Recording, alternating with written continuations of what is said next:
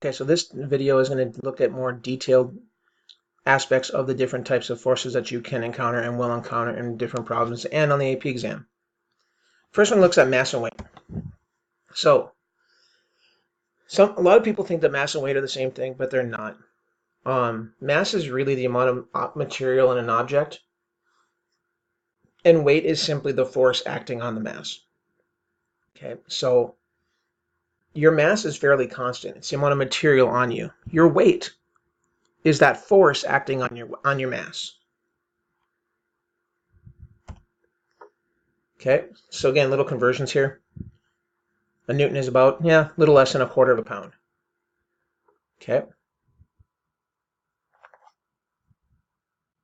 All right. So what are the weight in newtons and the mass in kilograms of a 90-pound gymnast, a 150-pound professor, and a 240-pound football player? So just do your conversions. Okay. Just to get you an idea of where things are at. Okay, you can get the weight first if you know the weight in pounds. Just do the conversions to get to newtons. And then because you know the weight in pounds, you can actually convert it to kilograms as well. Okay. That won't be so much on your AP exam, but they're good pieces of information to have. Okay. So again, got to kind of understand what's going on here. If you look, roughly 4 times more weight in newtons than in pounds. Okay, so if you messed up and said that a 90-pound gymnast has a weight of 900 newtons, probably know that that's not close to the right answer. Okay, the apparent weight really looks at how when you're like in a state of what's called free fall, if you're falling and there's nothing to slow you down, you're kind of in an elevator that's falling, or if you're in a roller amusement park ride that just falls straight down. Okay. The apparent weight, if it's slowing you down, there's a force pushing you up. There's a little bit of a normal force there. Okay. So when we look at this, as you go upward, okay, the net force is going in an upward direction, and you feel heavier because the thing is lifting you up. Okay, so the upward force is your weight plus mass times your acceleration. Okay, so you feel heavier when an elevator goes up because there's more force pushing you upward. Okay, let's take a look at this problem here. So Andre's mass is 70 kilograms. He's standing on a scale on an elevator that is moving upward at 5 meters per second. As the elevator stops, the scale reads 750 newtons. Before it stops, was the elevator moving up or down, and how long did it take the elevator to come to rest? Okay, so let's figure out his actual weight first. His actual weight is 70 kilograms times 9.8 meters per second. So his actual weight is 686 newtons. That's how much downward force is acting on Andre at all times. His actual weight. Okay. Now, it's kind of a go-between step. Okay. But now that we know that force, okay, that's going to help us along with this 750, figuring out if the elevator is going up or down. Okay. Now, if we look at this, we know his weight is 686 newtons. So his weight is 686 newtons. He feels like he's weighing 750 newtons, and his mass is 70 kilograms. So we can take the difference in force to get our net force divided by the mass to get our acceleration. Okay. So 750 minus 86 divided by 70 gets us an acceleration of 0.91 meters per second squared. Positive acceleration. So because of that, okay, the elevator is slowing down. Okay. But the acceleration is upward.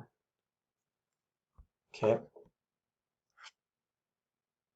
The acceleration is moving. Acceleration is not going up, but it's still going in a downward direction. Now the stopping time. We know its initial speed. Its initial speed is moving downward at negative 5 meters per second. How do we know that? It tells us right here. Okay. So it's moving downward at initial speed of negative 5 meters per second. Velocity y final is 0. So we know our acceleration, because acceleration is change in speed over time. Rearrange it to solve our change in time is equal to change in velocity over acceleration. So we end up with 5 divided by 0.91, and it's going to stop in 5.5 seconds. Okay.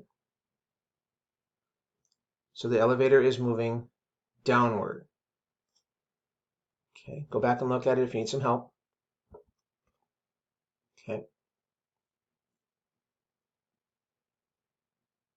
So again, it's coming to it's moving down, and then it comes to rest. You feel heavy. Okay.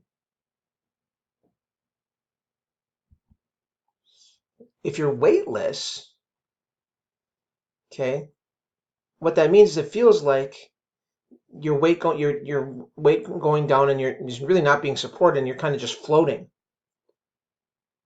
Okay. I'm going to show you what this looks like in this airplane. This is called the vomit comet. Okay, what happens is it goes up, you get pushed to the floor.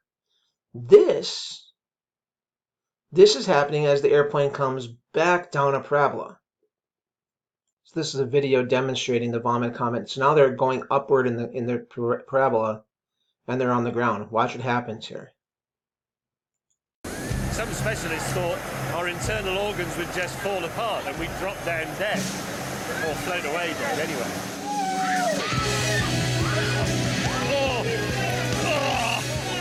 So the Americans sent the whole menagerie of animals into orbit to see what it would do for them, and they all survived. This is happening because now the airplane is going down the parabola, and then they float. That wasn't really the point. The point was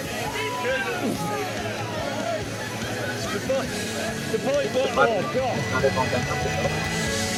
The point was, would a man be able to do something useful in zero gravity? For example, operate a spaceship. So what they did was they sent a trained chimpanzee called Ham into orbit on the 31st of January 1961. Ham had been trained to pull a series of levers in response to flashing lights. The red lever.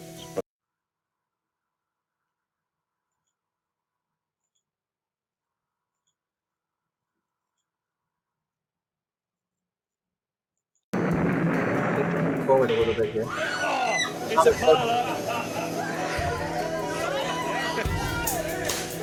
Sorry. And then when they hit the bottom, they go crashing down. And this is where this child's game comes in, because it's a very, very similar thing. What happens is astronauts spend a lot of time training in that to get an idea of what weightlessness will feel like. You can find lots of YouTube videos on weightlessness. All right, then we look at the normal force. Okay, so again, the normal force goes perpendicular to the surface. Okay.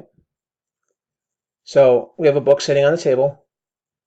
Press down with a force of 15 newtons. What's the normal force acting on the book? Okay, so we have the weight going down and a force going down. The net force is 0, so the normal force has to balance out both those forces of the weight and the force applied. Okay, so if we know you're applying a force of 15 newtons. Okay, and we know the mass of the box or the book. So if we know the mass of the book, we can figure out the weight of the book. Okay, the weight of the book is simply the mass times acceleration to gravity. So our normal force has to equal the mass of the weight. The normal force has to equal the force you apply plus the weight of the object. So 15 is the force you apply. 12 is the weight of the object. 15 plus 12 is 27 newtons. So the normal force has to be 27 newtons. If it was larger, the normal force was larger, then the weight combined, then the force of both, it would fly. Okay. Now, if we look at this, okay, the force is on an incline, you should be thinking, okay, weight goes straight down. Okay. We have the force of this weight in the x direction, for the force of the weight in the y direction, if it's on a ramp like this. Remember, the incline of the ramp is the same as the angle between this line that goes kind of straight down from the normal line to the weight of the object.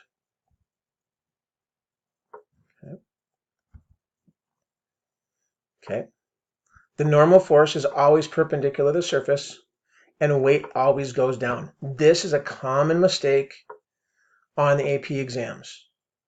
Weight goes straight down, normal force goes perpendicular to the surface.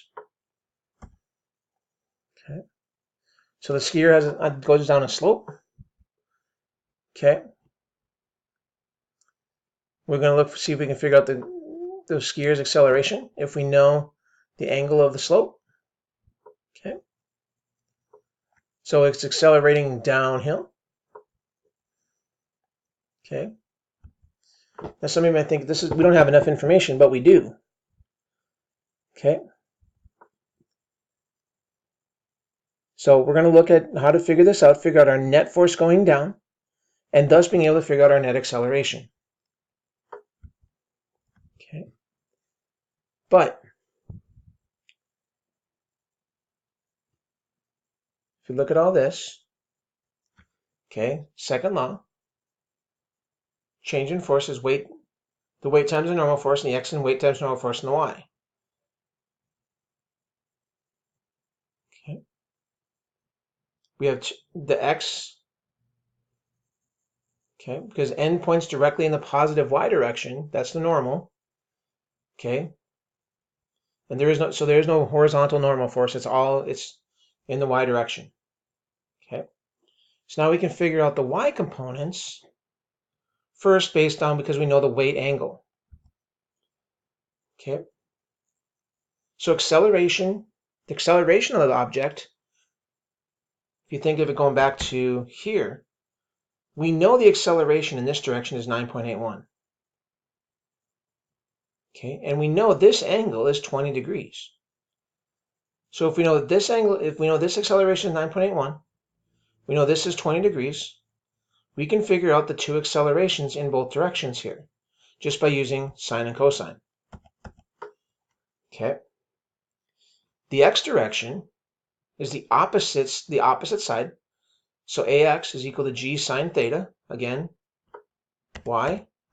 Because we know that this angle is 20 degrees, and we're looking for this side here.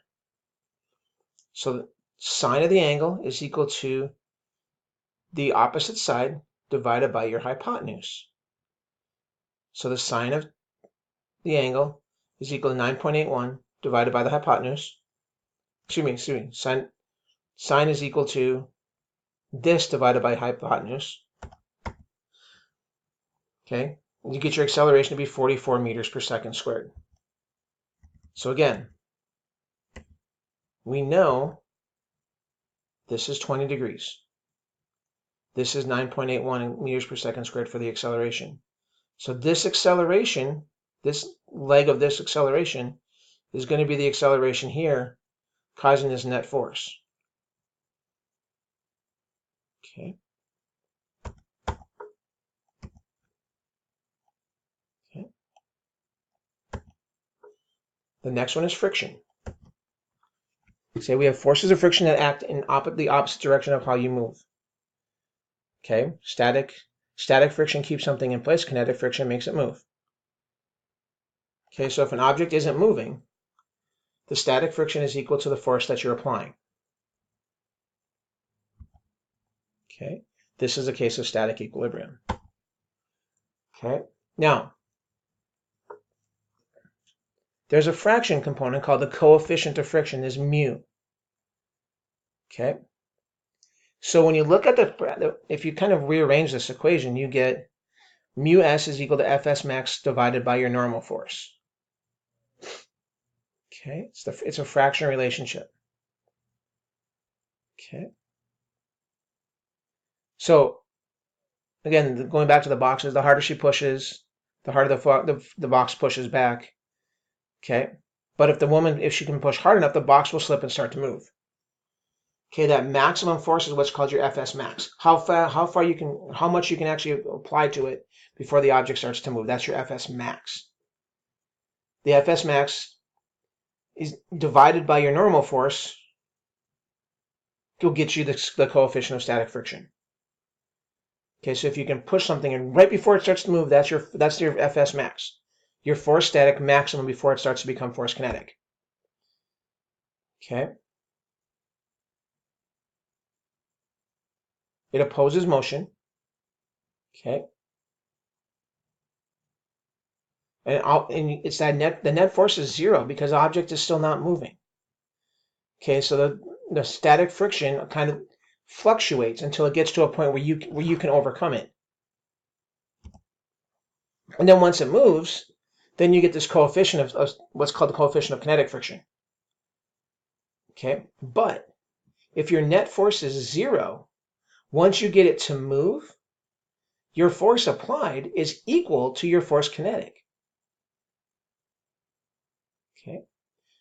If it's moving at a constant speed, if you can get it moving at a constant speed, the force you apply is equal to the force of friction because it's moving at a constant speed, Newton's first law. And you can use the same basic coefficient of friction equations. The coefficient of kinetic friction divided by your normal force gets you your coefficient of, your force of kinetic friction divided by your normal force gets you your coefficient of kinetic friction. Okay.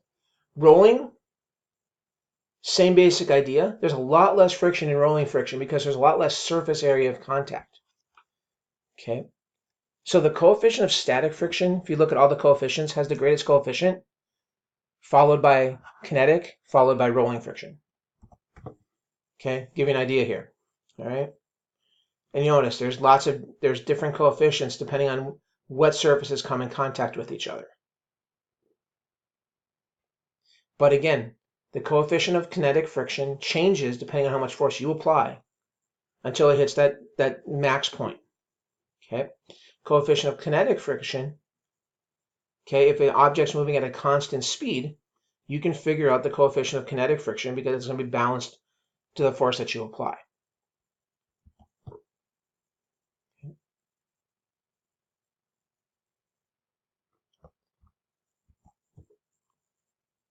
Okay. When an object's not moving, it's static friction. When an object is sliding relative to the surface, it's kinetic friction. When the object's rolling along the surface, it's rolling friction. Some problems you'll have to take into account friction, others you will not. Okay, example here.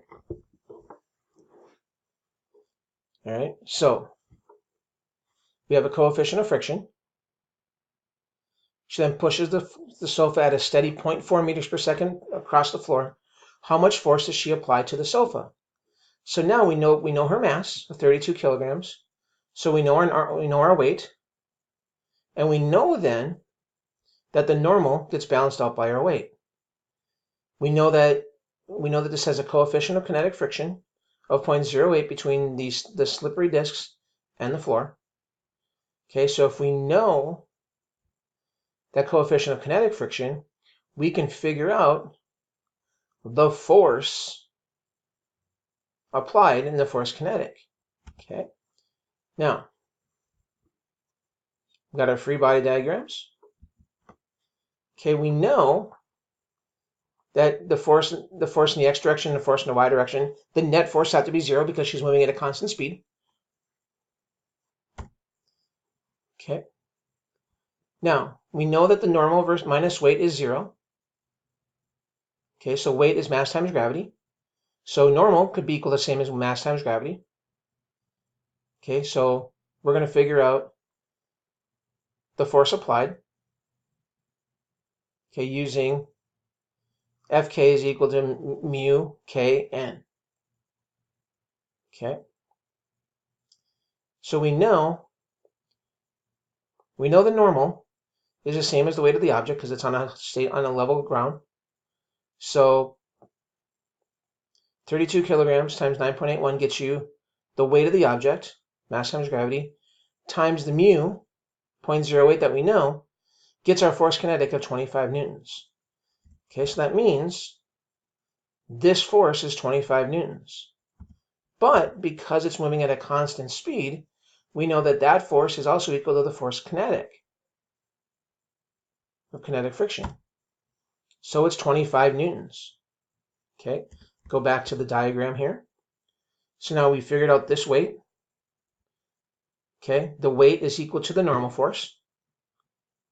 Okay, so when we got the normal force, we knew the coefficient of friction. We can use that to solve for Fk.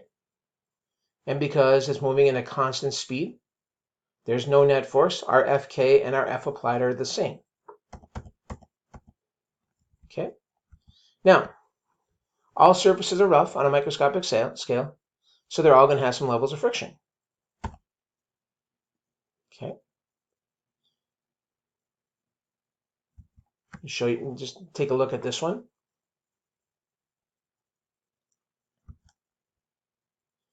Okay. Another sample problem. Car is traveling at 20 meters per second in a distance of 50 meters. Okay, we have the coefficients of friction. Okay, we're going to figure out if they slide off the seat or not. I want you to solve this for class. All right, the next one is drag. Again, it's like it's air resistance of a falling object. Okay,